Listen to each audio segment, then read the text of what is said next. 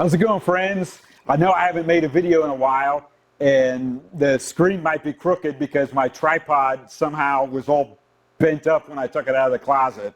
It wasn't as sturdy as I thought it was, so I might have to buy a new tripod. But with all the elections going on in Europe right now, I thought this was the appropriate time to jump back in. There was an early snap election in Portugal. There was the long-awaited redo of the presidential election in Romania. And Poland is also in the middle of a presidential election. Now, I want to talk about the presidential election in Poland most of all, because at least in the English-speaking world, I think a lot of people are expressing doom and gloom, but I don't think they understand who the players actually are, and I don't think the results are actually bad. I think Poland's going to be just fine. But first, let me talk about Portugal. They just had I believe their third early snap election in a row. And the center-right party came in first place, and the very new conservative party, Chega, tied for second place with the Socialist Party. They both got the same amount of seats. Now, let me give you a little bit of background. The first thing you need to know is that in Portugal, the center-right party is called Partido Social Democrática, the Social Democrats. And so you immediately think Social Democrats, Western Europe, that's the leftist party. But it's completely different. It's the only party in Europe using the name Social Democrats that has nothing to do with any other social democratic party in Europe. And then the leader of the Social Democrats, on paper, his name looks like Luis Estevez, but he goes by Luis Montenegro because it sounds cooler. He's got like 5 middle names, and one of them's Montenegro. And so at any rate, back in 2019, a guy named Andre Ventura broke away from the center-right Social Democrats and started his own conservative party called Chega. In English, it means that's enough. Their official English name is Enough with an exclamation point. And in the 2019 general election, Chega got 1.3% and 1 seat in parliament. Then they had an early snap election in 22. He got a lot more. Another early snap election in 24, he got a lot more. Another early snap election just now, the polls claimed that he was going to get 17 to 18%. For once, a conservative party exceeded the polls, and Chega got nearly 23%. They got the same amount of seats as Partido Socialista, which is the actual socialist party in Portugal. And he campaigns on major restrictions on immigration and large-scale deportations of existing illegal migrants living in Portugal. And so he didn't run to the middle. They went full mass deportations, and they blew out the polls. Now, there's been a lot of elections because they're all early snap elections, but 4 national elections since 2019, and Chega has gone from 1.3% to almost 23%. It's a pretty dramatic rise.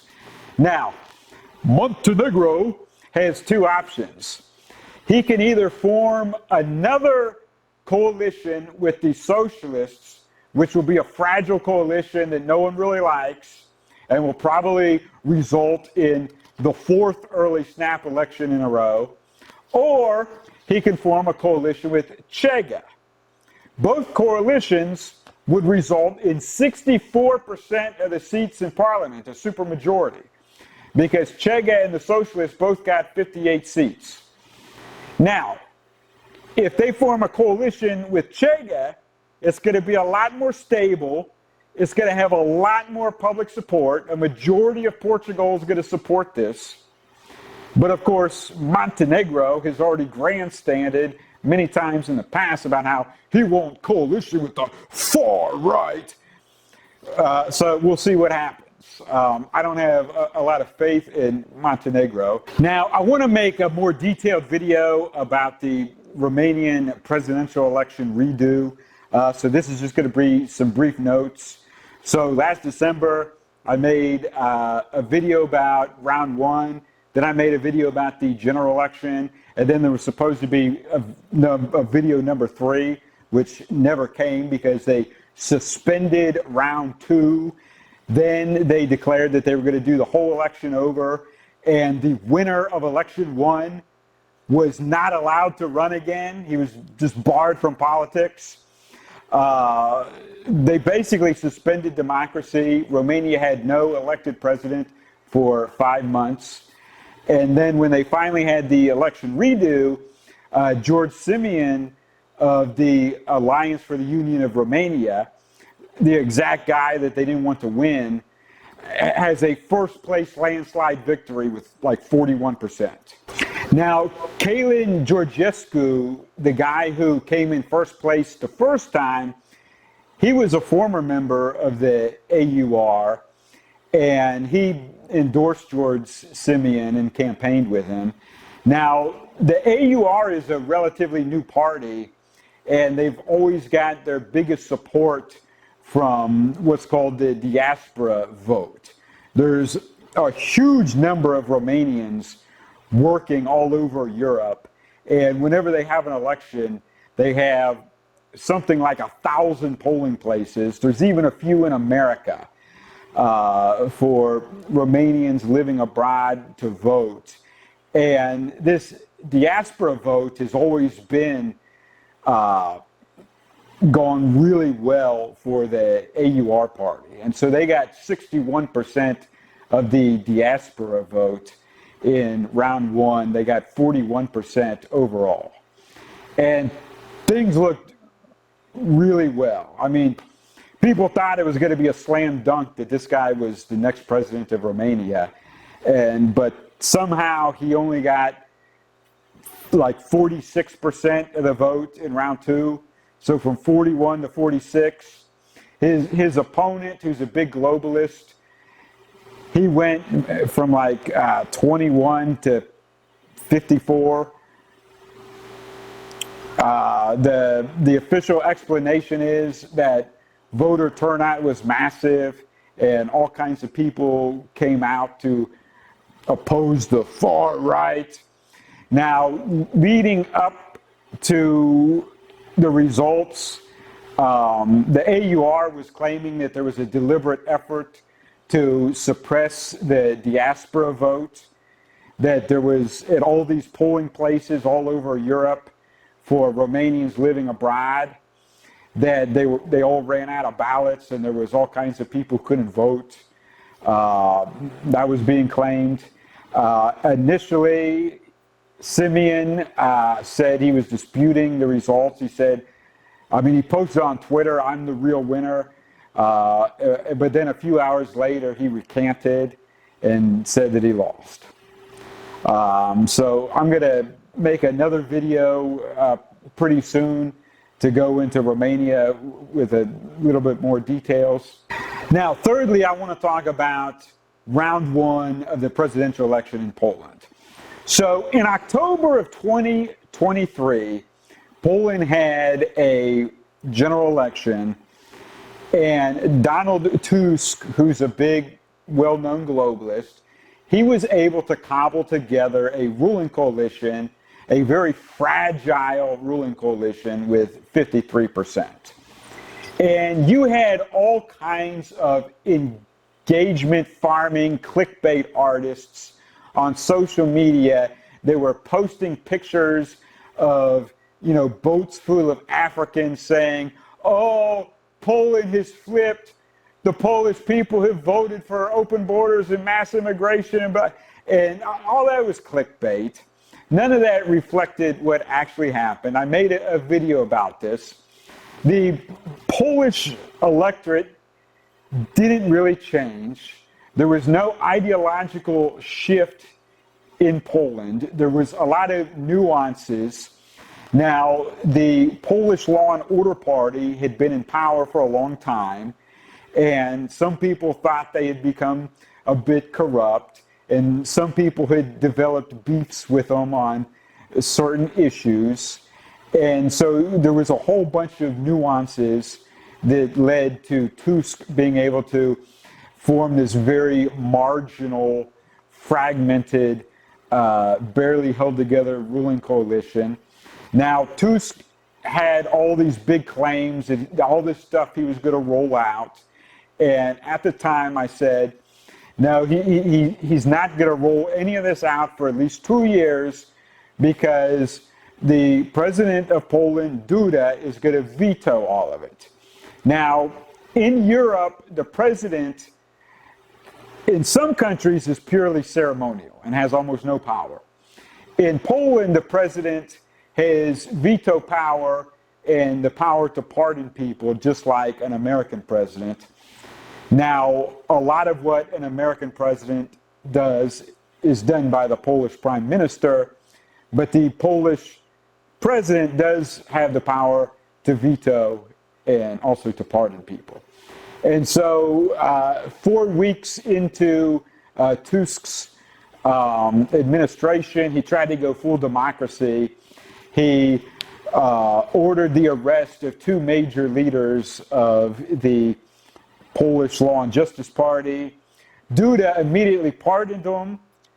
Tusk said, I don't recognize your pardons. And there's this huge constitutional crisis in Poland. The Polish government under Tusk went on to prosecute them, sentence them both to 2 years in prison, and then Duda issued another parliament, which Tusk is officially refusing to recognize. As far as I know, it's still an ongoing constitutional crisis. They're not in prison. They each spent like 2 or 3 nights apiece in jail when they were initially arrested. But essentially, they've been double pardoned by Duda. The courts have upheld the pardons, and Tusk and his cabinet are refusing to recognize the pardons. But I think in the lead up to the presidential election, Tusk, it seems like he's more on his best behavior. So now he's focused on eliminating waste, and he's trying to bring in investments. He has rolled out the red carpet to the CEO of Google. Not going to be able to implement his most radical goals until he controlled the presidency. He had to get Duda out of the way. So this is his chance. Now, Duda cannot actually run again because, also like America, they have a 2-term limit. So Duda has served 2 5-year terms. He can't run again. Now here is the whiteboard that everybody always likes so much. So Tusk's party came in first place. It's called Civic Platform. They got 31.4%. And the conservative Law and Order Party got 29.5% in second place. And so I see a lot of people saying, oh, it's all over. So now Tusk is going to control the parliament and he's going to control the presidency, but it's not a done deal yet. And these results are not actually bad when you look at the rest. Now, this is the top 7 candidates. There's several more, but anyone else got 1% or less. So I just truncated them off. You got in third place, New Hope with 14.8%. New Hope is allied with the Alternative for Deutschland. They have 3 people in the European Parliament. They're part of the AFD's EU grouping. Then you've got Confederation of the Polish Crown with 6.3%. Now, both of these parties are part of the Confederation Alliance, which is a right-wing alliance that's to the right of the Law and Order Party. The Law and Order Party is aligned with European conservatives and reformers. A big ally of theirs is Bologna, and the Fratelli d'Italia party. Now, Confederation of Polish Crown with 6.3%, their candidate is a guy who is a member of the European Parliament, but he's unaffiliated. His first name looks kind of like Gregory.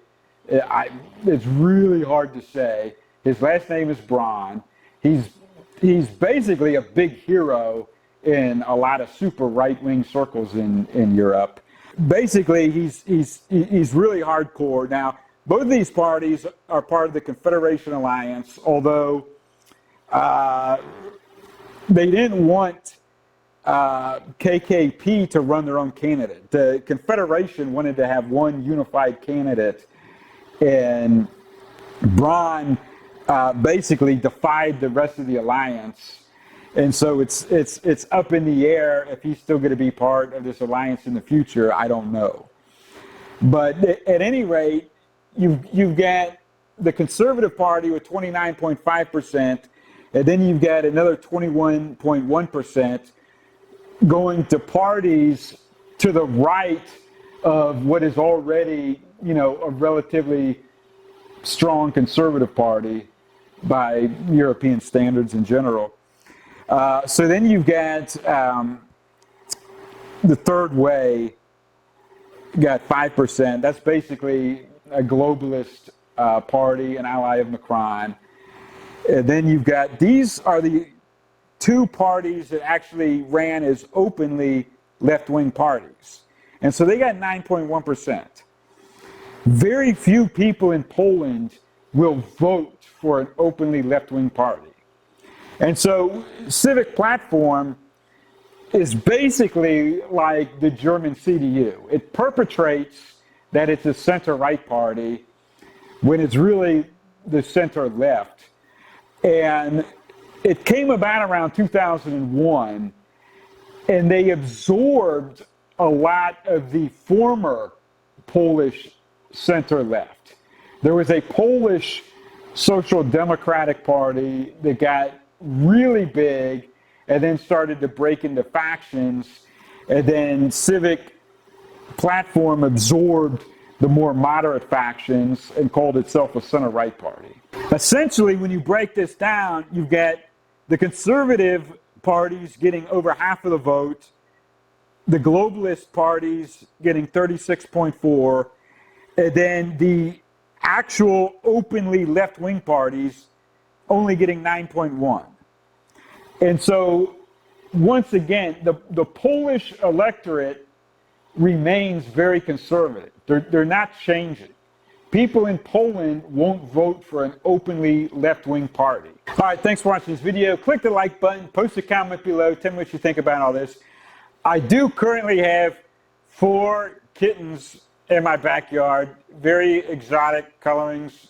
They're like kind of bluish to gray, really cool looking, very friendly.